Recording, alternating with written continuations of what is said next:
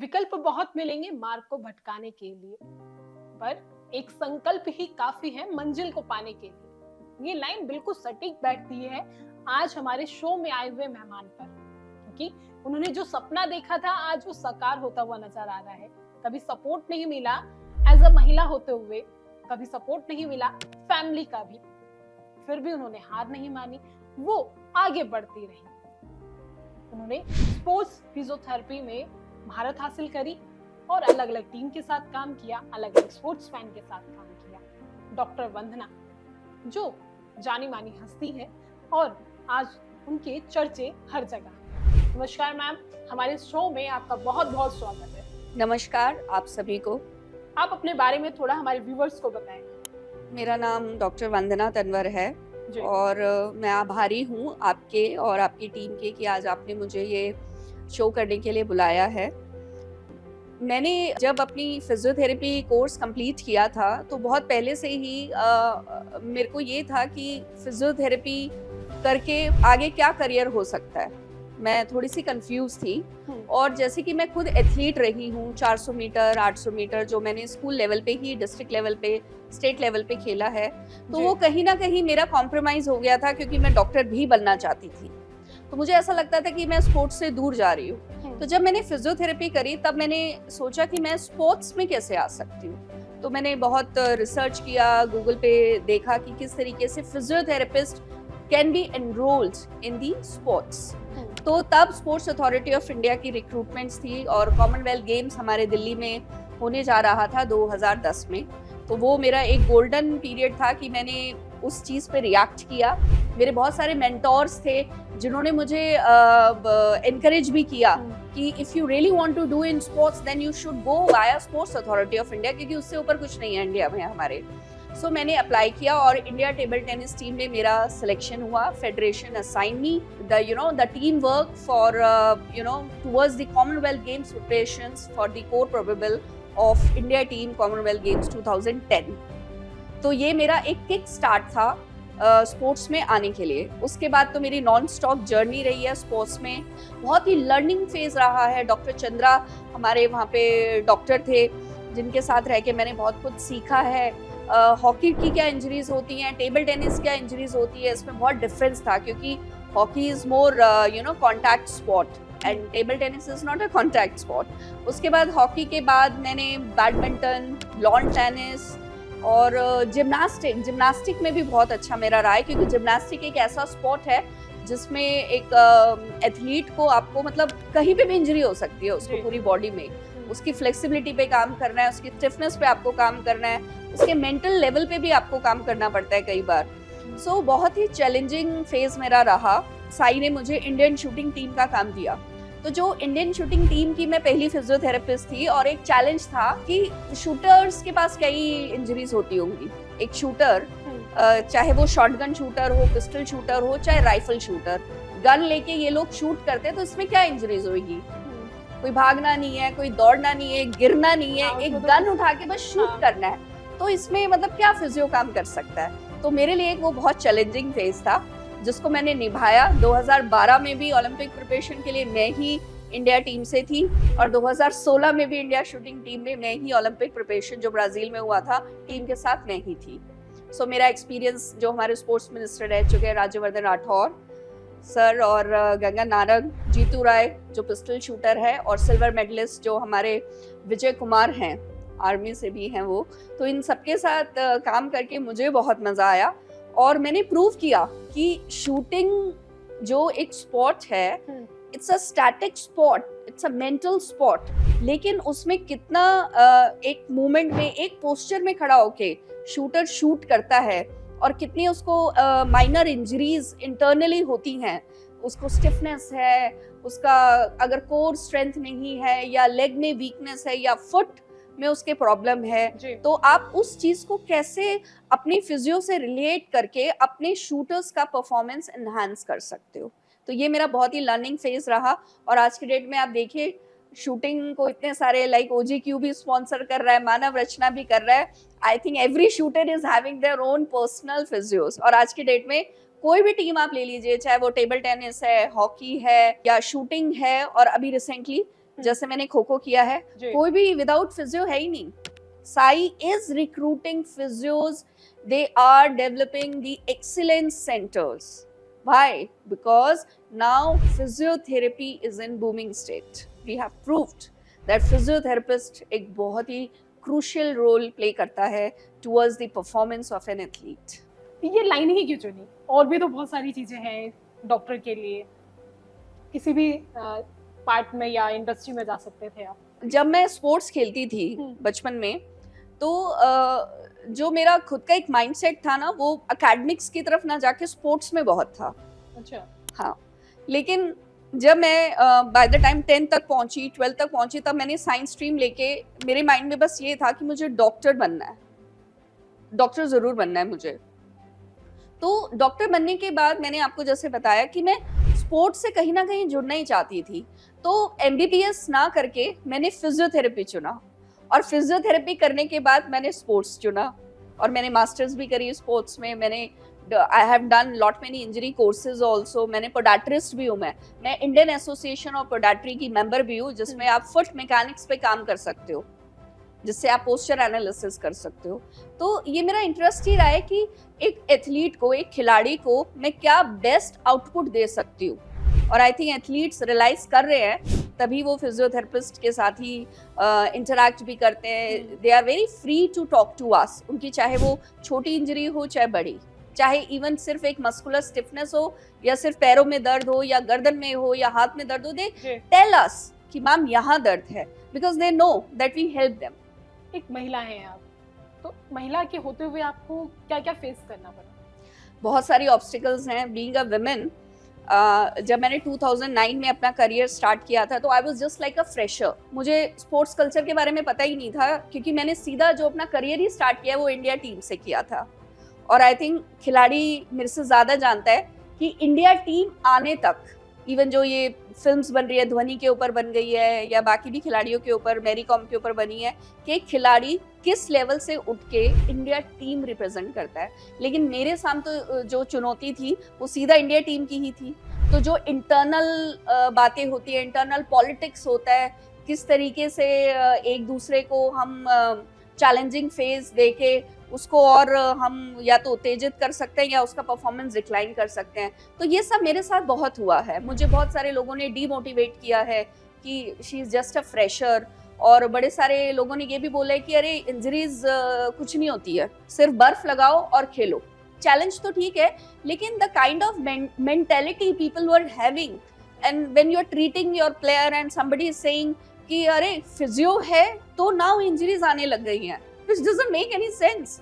Physio है, I think तब players realise कर रहे हैं कि हमें कोई देखने वाला नहीं था, हम सिर्फ खेल ही रहे थे. खेलते ही हैं. ट्रेनिंग जब होती है, खिलाड़ी क्या करता है? खेलता ही है ना, वो वार्म अप कर लेता है, स्ट्रेचेस कर लेता है. तो हम लोगों ने, हमें सपोर्ट स्टाफ में रखा जाता है, right? The category enrolled with the SAI physio comes under the support staff. So जब हमें सपोर्ट स्टाफ गवर्नमेंट ने हमें असाइन की है, तो पता नहीं बाकी के मैनेजमेंट लोगों को क्यों इतनी दिक्कत होती है कि वो प्लेयर्स को बड़े ही टॉन्टिंग वे में बोलते थे, कोई इंजरी नहीं होती है, you are doing time pass. मतलब आप खुद सोचो ना, जो इंडिया खेल रहा है, क्या वो खिलाड़ी यहाँ टाइम पास करने आया है? वो क्यों जबरदस्ती बोलेगा मुझे इंजरी है? उसको है तो ही तो वो बता रहा है. तो उस चीज को प्रूव करने के लिए मैं खिलाड़ियों के साइन भी लेती थी, फिर कोच से अप्रूवल लेती थी, उसको हॉस्पिटल लेके जाने के लिए मुझे अप्रूवल्स लेने पड़ते थे, उसे मेडिसिन देने के लिए मुझे अप्रूवल लेने पड़ते थे. तो तब चीजें आसान नहीं थी मेरे लिए. अब तो सब कुछ स्ट्रीमलाइंड है. नाउ पीपल हैव रियलाइज्ड कि this is a protocol. Medicine भी हैं, इंजरीज हैं तो हॉस्पिटल भी लेके जाना है, फिजियोथेरेपी तो रेगुलर थ्रू आउट कैंप्स में रहता ही है. अभी कुछ टाइम पहले मैंने देखा था कि कुछ महिलाएं जो स्पोर्ट्स में रही थी, उन्होंने एक धरना प्रदर्शन किया था और उन्होंने कहा, यह आरोप लगाया था कि महिलाओं के साथ अत्याचार होता है. क्या ऐसा होता है जो उन्होंने आरोप लगाया है? Every women is different and I think it depends on your own calibre and attitude, है ना? चीजें दोनों साइड से होती है. Yes, being a women, we what I believe up to my experience, कि सामने वाला आपको किस तरीके से देख रहा है ये तो आप नहीं कर सकते नलीफाई, पर आप किस तरीके से गेस्चर दे रहे हो दूसरे को, वो बहुत मैटर करता है. सो this is my message to young girls and women, that you need to be so strong in your field that you should not be taken for granted by the men. Right? आज भारतीय खिलाड़ियों में चाहे वो hockey हो, cricket हो, खो खो हो या रेसलिंग हो या बॉक्सिंग हो, महिलाएं बहुत आगे हैं. तो अगर अत्याचार वाली बात है तो फिर ये महिलाएं इस लेवल पे कैसे पहुंच गई, है ना जी? क्या इन्होंने नहीं फेस किया? But they were so strong in their own work and their own dedication towards sports कि ये फिर ये दुनिया को आप हरा सकते हो. आप अपना टैलेंट दिखा दो ना भाई. आपको कोई हरास कर रहा है, लेकिन जब मैच आपको खेलने के लिए अगर फेडरेशन ने दिया है, आप वहां पे अपना खेल दिखाओ, तब तो आप नॉन स्टॉपेबल हो. और वही तो फेडरेशन आपको भी आगे लेकर आई है. तो rather than putting allegation on others, ये तो दुनिया है, सब एक दूसरे के बारे में बैक बाइटिंग करते हैं, एक दूसरे को डिक्लाइन करना चाहते हैं. This is all political system, just like फिल्मी दुनिया. यू नो, दिखता कुछ है, होता कुछ है. ये आपके अंदर की इनर स्ट्रेंथ है जो रुकनी नहीं चाहिए. मैंने अपने आप को रुकने नहीं दिया, despite of all the drawbacks, facts, what people are thinking about me, whether it is family, whether it is relatives भी तो कहते हैं कि अब तो शादी हो गई, क्या करना है और आगे करके कुछ भी, ठीक है, हॉस्पिटल संभालो and that's all. But hospital होने के बाद भी I'm HOD in various hospitals, but still I'm working towards this sports development. Why? Because ये तो पैशन है ना आपका. Sports is my passion, not my job. तो एक खिलाड़ी का खेलना भी एक पैशन ही होता है. जॉब जो उसको गवर्नमेंट देती है वो ठीक है, उसके लिए उसकी अर्निंग बहुत मैटर करती है उसके लिए, लेकिन खेलता तो वो फिर भी रहता है.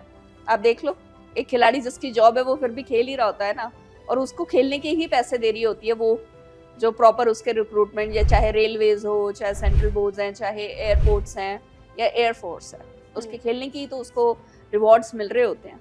So it's up to a women how you take your life. Coach का कितना सपोर्ट मिलता है पूरे गेम के दौरान? Coach is inclined towards the training, right? Coach को एक प्लेयर खड़ा होते हुए दिखना चाहिए कि मेरा प्लेयर खिलाड़ी खड़ा हुआ है यहाँ पे. वो ट्रेनिंग अपनी जबरदस्त देते हैं, अपना पूरा जितना उनका वर्कआउट होता है, जो भी उनको फंक्शनैलिटी उस टाइम या मैच खिला रहे हैं, they want their player to give the best. तो कोच बाद में हमारे पास प्लेयर्स को भेज देता है कि अब you take care of this athlete. तो जो वो एक्सर्शन मिलता है कोच के थ्रू एक खिलाड़ी को, उसी से तो वो उभरता है. बाद में जो उसका रिकवरी मेथड्स है और उसको बैक टू स्पोर्ट्स प्ले में लेके आना होता है, वो हमारा काम होता है. तो कोच का एक अपना अलग ही रिदम होता है. But yes, we being a support staff, हमें हमेशा रिपोर्टिंग करनी पड़ती है अपने कोचेस को कि इसको ये प्रॉब्लम है, या इसको 2 दिन का रेस्ट देना है या नहीं देना है. ये एक फिजियोथेरेपिस्ट को हमेशा कोच को अपने कॉन्फिडेंस में रख के काम करना चाहिए, ताकि कोच को भी लगे अगर ड्यूरिंग ट्रेनिंग पीरियड उसको उस लेवल पे नहीं खिलाना, तो आप प्रिवेंट कर सकते हो अपने एथलीट की इंजरीज, अगर आप कोच को कॉन्फिडेंस में लो. क्योंकि ये तो ट्रेनिंग कैंप है, ट्रेनिंग कैंप में तो आपको टाइम मिलेगा ना रिकवरी करने के लिए, कंडीशनिंग करने के लिए. तो बाय द टाइम वो एथलीट मैचेस तक या किसी भी टूर्नामेंट के लिए वो प्रिपेयर हो रहा है, वो फेज में आप रिकवरी करते हुए without declining the performance of athlete, you can help athlete in coordination with the coaches. Players की भूमिका क्या रहती है आपके साथ? कितना कांटेक्ट रहता है? पूरा कांटेक्ट रहता है. हर प्लेयर के बारे में हमें उनका पता होता है कि इसको क्या दिक्कत है, हर किसी की बॉडी डिफरेंट है. तो जब हम स्ट्रेचेस कराते हैं प्लेयर्स को, तो हमें पता है किसी की बॉडी फ्लेक्सिबल होती है, किसी की कम फ्लेक्सिबल होती है, किसकी कौन सी मसल जो है वो वीक है, किस पे हमें ज़्यादा काम करना है. ये हमें तभी पता लगता है जब हम रेगुलरिटी में उस एथलीट के साथ काम कर रहे होते हैं. तो एथलीट हमें हमेशा गेस्चर्स देते हैं, हमेशा अपनी प्रॉब्लम हमारे साथ डिस्कस करते हैं, ताकि क्योंकि अगर वो डिस्कस नहीं करेंगे तो हम उन्हें हेल्प नहीं कर पाएंगे. फिर तो हम सिर्फ इंजरीज पे काम कर सकते हैं कि भाई ठीक है, आज आपको इंजरी हुई है, इसका मैनेजमेंट हो जाएगा. तो interaction with the athlete is very crucial. You should know the mental stature of your athlete, कि ये एथलीट किस लेवल पे खेलता है, इसकी क्या थिंकिंग है, इसका एक रूटीन क्या है. जैसे एक हर ट्रेनिंग पीरियड में हमारा रूटीन सेट होता है, इतने बजे सुबह उठना है, इतने बजे हमें ट्रेनिंग जो भी है हमारी वो करनी है. मैचेस का टाइम हमारा अलग होता है, रिकवरी का अलग होता है, बाकी भी साइकोलॉजिकल हमारे सेशंस भी ऑर्गेनाइज होते हैं साई के थ्रू. तो एक मेंटल लेवल प्लेयर का अंडरस्टैंड करना बहुत ज़रूरी है एक फिजियो के लिए।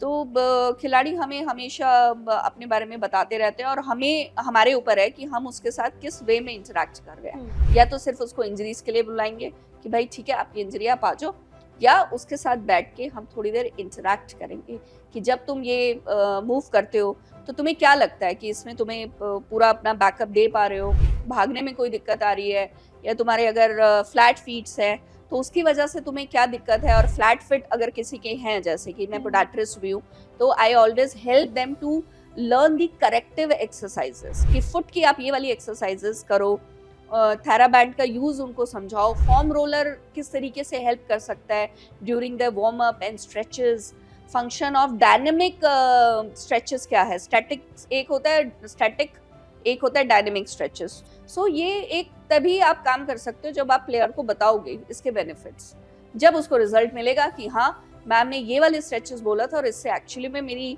अब वो पेन नहीं हो रहा है या मेरी स्पीड इस चीज से इम्प्रूव हो रही है। तो ये एक एथलीट ही बता सकता है। कभी ऐसा हो जाए कि कोच की राय कुछ और है पर वो भी ये कह दे कि नहीं फिजियो मतलब कुछ भी नहीं है, डॉक्टर मतलब कुछ भी नहीं है, जो कोच कह रहा है वही सब बढ़िया। ऐसा तो बहुत होता है बड़ी सारी टीम्स में, जब एक स्टेट लेवल पे टीम खेल रही होती है तो कोचेस कहाँ एनरोल करते हैं फिजियोस को। आप देखो जितने भी स्टेट टूर्नामेंट्स हो रहे हैं हमारे, इवन स्कूल टूर्नामेंट्स हो रहे हैं, आपने कभी फिजियो देखा है उनके पास? होता ही नहीं है, नहीं होता ना। इवन जो अकेडमीज हैं हमारी, जो स्पोर्ट्स अकेडमीज है, very few academies have hired the professional physios. नहीं तो सब पेरेंट्स अपने बच्चों को लेके फिजियोस के पास जा रहे होते हैं और कई तो जा भी नहीं पाते, गेम ही छुड़वा देते हैं। एक स्कूल लेवल पे अगर बच्चा खेल रहा है 12 से 14 साल की उम्र में, ठीक है, जैसे हमारा लॉन्ग टर्म एथलीट डेवलपमेंट है वो कहाँ से स्टार्ट होता है? 5 से 8, 8 से 12, 12 से 14, 14 से 16, राइट। तो ये जो लॉन्ग टर्म एथलीट डेवलपमेंट की जो प्रोसेस है उसमें पहले एक बच्चा होता है, वो पहले लर्निंग में होता है, फंक्शनल बेसिक स्किल सीख रहा होता है, जंप कैसे करते हैं, है ना। आप देखेंगे एक 6 साल का बच्चा, मेरे पास बहुत सारे पेरेंट्स आते हैं कि पता नहीं मेरी गुड़िया जंप नहीं करती है, बास्केटबॉल इसको पसंद है लेकिन ये जंप नहीं करती है, टॉपल ओवर हो जाती है और घर आके बहुत रोती है, मम्मा मेरे पैरों में दर्द है। तो इसमें आपको एग्जामिन करना पड़ेगा कि बच्चा ऐसा क्यों बोल रहा है, क्या कोई उसमें न्यूट्रिशनल डिफिशिएंसीज हैं, नहीं है सपोज, तो आपको फुट असेस करना है। अगर फ्लैट फिट हैं तो डेफिनेटली बच्चे को प्रॉब्लम होगी, भागने में भी, उसके पैरों में भी दर्द होगा, तो आपको वो असेसमेंट रखना है। तो जो भी बच्चा स्पोर्ट्स खेलता है, ये एक मैसेज है मेरा पेरेंट्स को, अकेडमीज के कोचेस को, कि at least incline them towards the right path. उनको बताओ पेरेंट्स को कि भाई एक स्पोर्ट्स फिजियो के पास आप अपने बच्चे को लेके जाइए before they quit the sport. वो स्पोर्ट्स को ही क्विट करा देते हैं पेरेंट्स, भाई इसके पैरों में बहुत दर्द है, ये और नहीं खेल सकती या खेल सकता। ऐसा होता है, ऐसा बहुत होता है। आप मेरे YouTube चैनल में देखिए कि कितने सारे पेरेंट्स ने फीडबैक दिया कि जो उनका बच्चा स्पोर्ट्स को, मतलब स्पोर्ट्स लवर है लेकिन पेन की वजह से बच्चा नहीं खेल पाता था, लेकिन अब खेल पा रहा है। You can see so many players are there. So I believe कि लॉन्ग टर्म एथलीट डेवलपमेंट में कोच, पेरेंट्स, अकेडमीज का बहुत बड़ा रोल है। इंडिया टीम तक आने की तो बहुत बड़ी बात है, लेकिन एक जो हमारा फिटनेस का एक जो है, जो हमारे मोदी सरकार ने भी चलाया हुआ है आजकल की, obesity management is very important. क्यों? कहीं ना कहीं वो स्पोर्ट्स की तरफ ही तो इंक्लाइन कर रहे हैं, हम सबको बोल रहे हैं ना स्पोर्ट्स खेलो, बच्चों को स्पोर्ट्स में डालो। सिर्फ अकेडमीज नहीं होती है, स्पोर्ट्स के बेसिस पे गवर्नमेंट जॉब भी प्रोवाइड कर रही है। आप देखो खो खो के प्लेयर्स अभी वर्ल्ड कप खेले हैं, I was representing India women team and we won gold medal. कितने सारे बच्चों को कितनी सारी जॉब अपॉर्चुनिटीज मिली है। तो गवर्नमेंट तो कहीं पे अब कमी नहीं छोड़ रही है। तो यहाँ पे रोल पेरेंट्स का आता है, कोचेस का आता है कि ऐसे बच्चों को उभारें। और स्पोर्ट्स इंजरीज अगर उनको है या उनको किसी भी तरीके की कोई दिक्कत है तो एक उनको स्पेशलाइज्ड स्ट्रीम में भेजे, चाहे वो ऑर्थो हो, चाहे वो साइकोलॉजिकल डिपार्टमेंट हो, चाहे वो न्यूट्रिशनिस्ट हो, चाहे फिजियोथेरेपिस्ट हो। It's a team work. So the coach should direct these kids towards us. We are the health care providers. So we also believe कि अगर बच्चा मेरे पास आता है तो मैं अपना 100% आउटपुट देती हूँ कि ये बच्चा स्पोर्ट्स खेले। फैमिली का सपोर्ट कितना मिला? क्योंकि आप महिला हैं और अक्सर देखा गया है कि अब तो सभी महिलाओं को सपोर्ट मिलता है, मगर पहले ऐसा होता था कि महिलाओं को सपोर्ट नहीं मिलता। आपको कितना मिला? मुझे अपने पेरेंट्स से तो बहुत सपोर्ट मिला है, क्योंकि my mother and my father they both they were aware that she is a girl who work according to her own wishes. इसको रोकना मुश्किल है। तो मेरे फादर को बहुत अच्छे से पता था, बट मेरा जो मेन रोल रहा है वो मेरी मदर का रहा है। मेरे जितने भी मैं स्पोर्ट्स खेलती थी, मेरी मम्मा ही मेरे साथ चल रही होती थी, और मेरी टीचर जो स्पोर्ट्स टीचर थी वो स्पेशल रिक्वेस्ट करती थी मेरी मदर से कि इसके एग्जाम्स हैं लेकिन हमारा टूर्नामेंट भी है, तो प्लीज़। तो मेरी मम्मा मुझे बोलती थी कि पढ़ाई कब करेगी, खेलने में ही ध्यान है। तो ये सब मैंने भी सुने हैं पेरेंट्स के टॉन्टिंग के, खेलने में ध्यान है, पढ़ती नहीं है। तो लेकिन मैं इतनी ज़्यादा एंथुजियास्टिक थी स्पोर्ट्स के लिए, और जब मैंने इतने मेडल्स भी जीते, ट्रॉफीज जीती, तो पेरेंट्स का कॉन्फिडेंस मैंने जीत लिया था। तो my mother supported me well, और अब तक वो मुझे सपोर्ट कर रही है, क्योंकि अब तो आई एम मैरिड, मुझे कहीं पे जाना है, कुछ भी करना है, तो I call my mom only to take care of back of my family, because now I'm married, so she's working with me till date.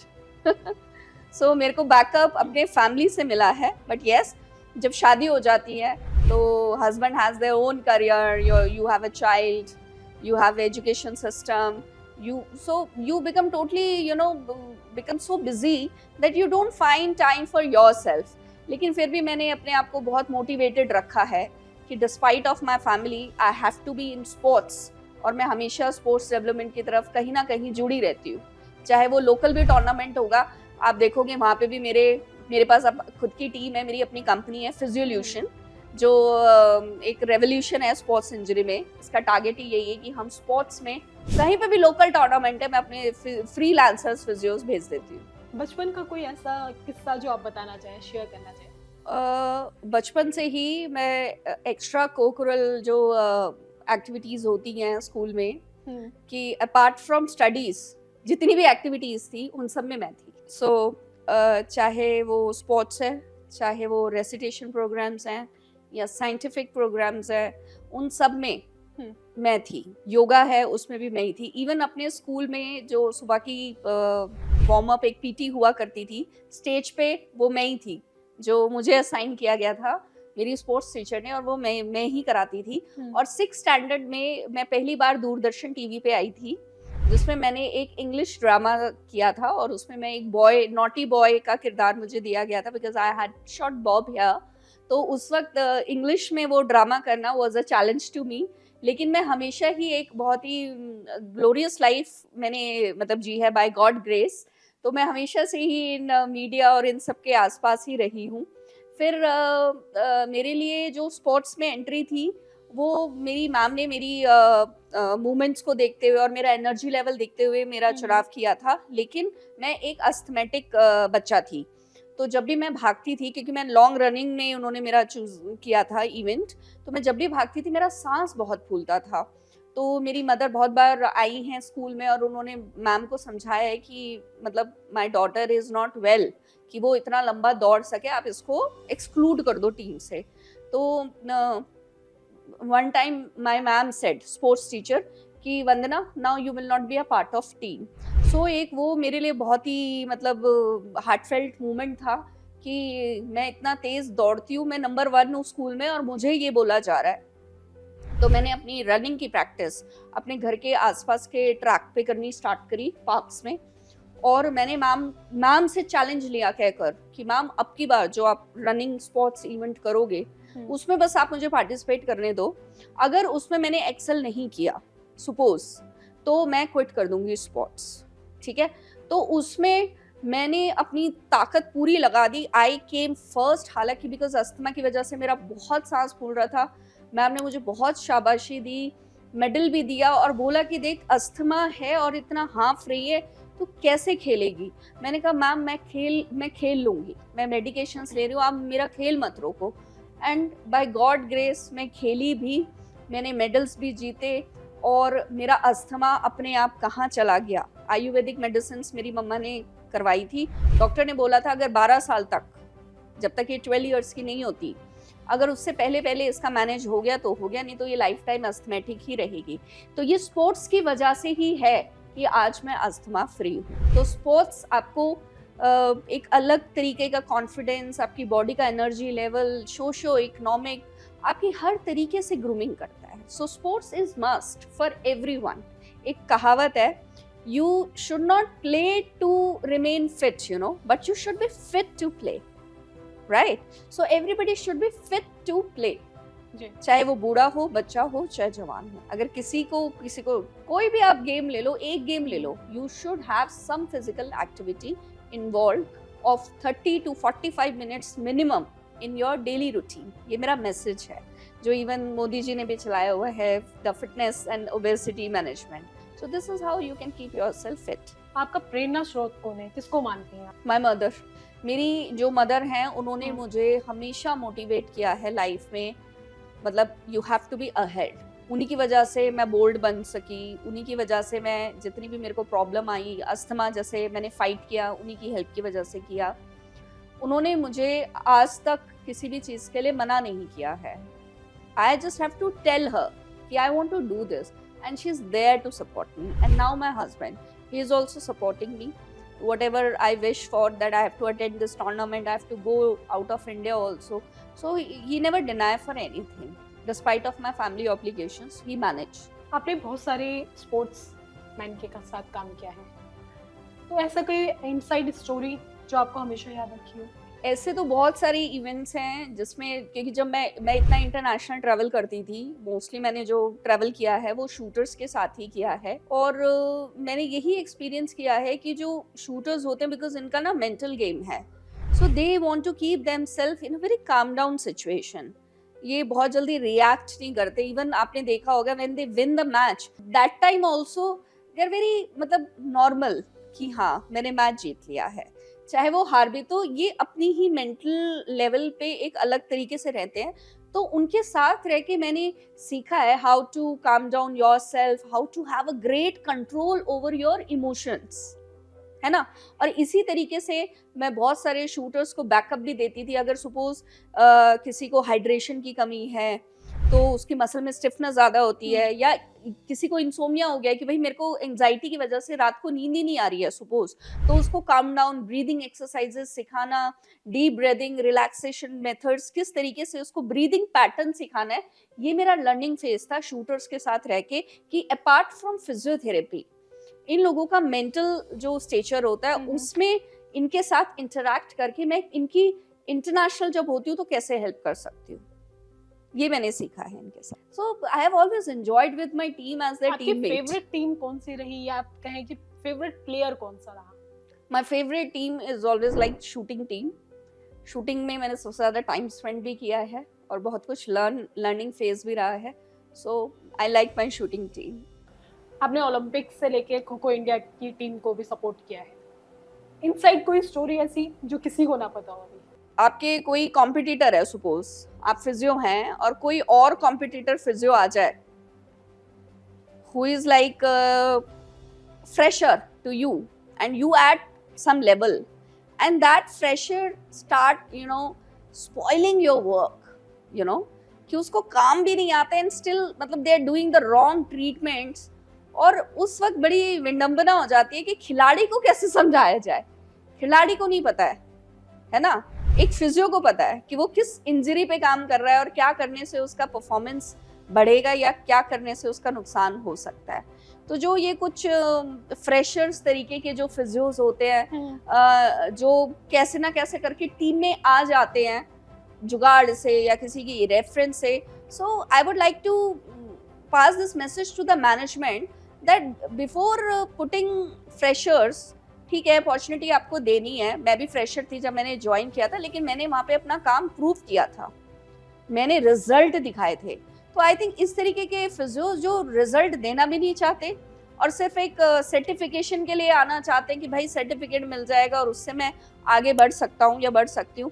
ये चीज़ हमारे किसी भी फील्ड में ले लो आप, है ना, कोई भी फील्ड आप ले लो, आप अपनी ही मीडिया की फील्ड में ले लो, ये गलत है ना। इस चीज़ को हमें खुद को रियलाइज करना होगा कि अगर मैं फ्रेशर हूँ तो मुझे सीनियर से लर्न करना है जी। I have to give respect to elders कि what we can actually extract एक दूसरे से। Learning is always a exchange process, है ना। मैं कोई वो नहीं हूँ कि मेरे को ही सब कुछ आता है। I have a learning phase, I am still learning.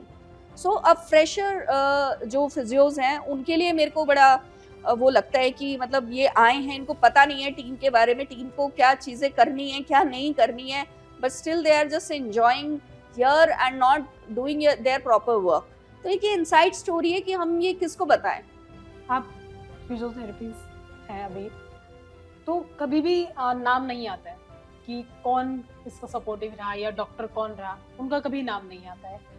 तो इसके लिए क्या कहना चाहेंगे, क्योंकि कोच और प्लेयर और टीम यही नाम लेके जाती है, पूरा क्रेडिट इनको ही जाता है। ये तो आई थिंक गवर्नमेंट ने ही फिजियोथेरेपिस्ट रिक्रूटमेंट स्टार्ट किया है, साई ने, और I think the Sai should start this also कि जब आप अखबारों में टीम अपनी अनाउंस करते हो तो उसमें सपोर्ट स्टाफ का भी नाम आप देते ही हो, फिजियोथेरेपिस्ट ये है टीम का। तो जब ये पुरस्कार मिल रहे होते हैं या अवार्ड्स सेरेमनीज होती हैं तो वी डॉक्टर्स ऑल्सो फील कि भाई हम लोगों को भी इनवाइट करना चाहिए कि she is also like part of team. वहाँ पे सिर्फ कोच और प्लेयर्स नहीं होने चाहिए, the physiotherapist should also be there as a part of team. और हम लोगों को भी अलाउ करना चाहिए कि जहाँ पे हम भी जहाँ पे, क्योंकि it act as a motivation, motivation. Kho kho team में अभी हमें as a team, I have been with the team and we met the sports ministry. So एक वो बहुत प्रिविलेज था to work with Indian women kho kho team कि हम स्पोर्ट्स मिनिस्ट्री में भी मिले और हमें बहुत वहाँ से मोटिवेशन मिला। तो इसी तरीके से आई वांट कि other teams should also work towards it, that जब टीम जा रही होती है किसी भी पुरस्कार के लिए या किसी भी नॉमिनेशन के लिए, so physiotherapist name should also be included as a part of. मतलब कि पहले का जो दौर आपने देखा वो आपके दौर में कितना कहें कि डिफरेंट है? अब तो जो फिजियोथेरेपिस्ट टीम्स में काम कर रहे हैं, लाइक उनको ये चैलेंज फेस नहीं करना कि टीम में आना कैसे है, उनको वो कितना परफॉर्म कर रहे हैं, इंजरीज में कितना काम कर रहे हैं, वो अब इतना डिफिकल्ट नहीं है क्योंकि खुद कोचेस उनको प्रोएक्टिवली देते हैं कि भाई ये इंजरी है, इस पे काम करो, है ना। हमें उस टाइम पे तो प्रिवेंट किया जाता था कि हमें टाइम ही नहीं मिलता था इंजरी मैनेजमेंट के लिए। प्लेयर्स को हम जाके जो हमारे स्पोर्ट्स साइंस सेंटर थे वहाँ पे हम खुद उनको लेके जाते थे, वो थके भी होते थे, रिकवरी भी उनकी होनी बहुत ज़रूरी थी। तो मैं बीइंग अ फिजियोथेरेपिस्ट मैं ही उनके सोना बाथ, स्टीम बाथ या रिकवरी मसाज थेरेपिस्ट कोऑर्डिनेट करके बाकी टीम के साथ उनको ये सब करवाती थी। ये सब एक जो मेरा रोल भी नहीं था मैं फिर भी करवाती थी, क्योंकि मुझे उस जिस टाइम पीरियड में 2009 और 10 में मैंने ज्वाइन किया था वो मेरे लिए बहुत ही चैलेंजिंग फेज था। And I proved my work and that's why I could work with Sai till 2016। Coach की राय अलग हो उस टाइम पे और आप कुछ और कह रही हो कि आपका माइंड चल रहा है कि ये आइडिया होना चाहिए, तो उस टाइम पे जो प्लेयर है उसका नुकसान कितना होता है? देखो, प्लेयर का नुकसान, अगर उसको इंजरी हो गई, अगर उसका कोई लिगामेंट टूट गया, लेकिन अगर आप बाहर हो, इंडिया से बाहर हो, वो बहुत इंपॉर्टेंट है आपकी टीम के लिए। तो कोच को भी बहुत इस चीज़ में लगता है कि इसका लिगामेंट टूट गया है या इसकी कोई ऐसी बहुत क्रॉनिक इंजरी हो गई है जिसकी वजह से अगर ये टीम में नहीं खेला तो हमारी पूरी टीम का लॉस हो सकता है। तो उस टाइम पे फिजियोथेरेपिस्ट का बेसिक रोल ये आता है कि एटलीस्ट हम उनकी टेपिंग्स करके या बाकी मेथड्स को या ब्रेसेस अप्लाई करके उसको एटलीस्ट वो मैच तो खिला दें। Rehab protocol will go on after this match, but उस टाइम पे खिलाना वो एक फिजियोथेरेपी के स्किल के ऊपर बेस्ड करता है, क्योंकि उस टाइम तो इवन कोच भी चाहता है कि भाई मेरे खिलाड़ी, हम इंटरनेशनल खेलने आए हैं और ये खिलाड़ी मैं इंडिया से लेके आया हूँ तो इसका तो खेलना बहुत ज़रूरी है, उसने पूरे साल भर मेहनत की होती है। तो अगर हम फिर यहाँ पे एक फिजियोथेरेपिस्ट के पास बहुत बड़ा चैलेंज है कि अगर वो उसको उस मैच में नहीं खिला पाता है ड्यू टू अनफॉर्चुनेट रीजंस, तो ये फिर यही होता है कि फिजियोथेरेपिस्ट कहाँ तक आपका स्किल्ड था। So the physiotherapist has to be always proactively working towards the athlete. आप उसकी कंडीशनिंग पे काम करो, उसकी मसल स्ट्रेंथ पे काम करो ताकि वो उसके साथ ना हो। जो ये जितनी भी मस्कुलर इंजरीज हो रही हैं या लिगामेंटस इंजरीज हो रही हैं, ये कहीं ना कहीं हमारा मसल इम्बैलेंस होता है। तो अगर आप डे 1 से उस एथलीट पे काम कर रहे हो, अगर आप कोर टीम के साथ काम कर रहे हो, तो वो चीज़ें प्रिवेंट की जा सकती हैं। तो ये फिजियो के ऊपर है कि वो इंजरी के ऊपर काम करना चाहता है या वो प्रिवेंशन ऑफ इंजरीज पे काम करना चाहता है। तो मेरा टारगेट हमेशा यही रहा है हाउ टू प्रिवेंट इंजरीज। ये थे हमारे साथ डॉक्टर वंदना, जिन्होंने अपनी लाइफ का एक्सपीरियंस शेयर किया और उस समय की बात बताई कि जब उन्हें उनके स्कूल की टीचर ने स्पोर्ट्स से बाहर कर दिया था, तब भी वो हार नहीं मानी थी और उन्होंने स्पोर्ट्स खेला था।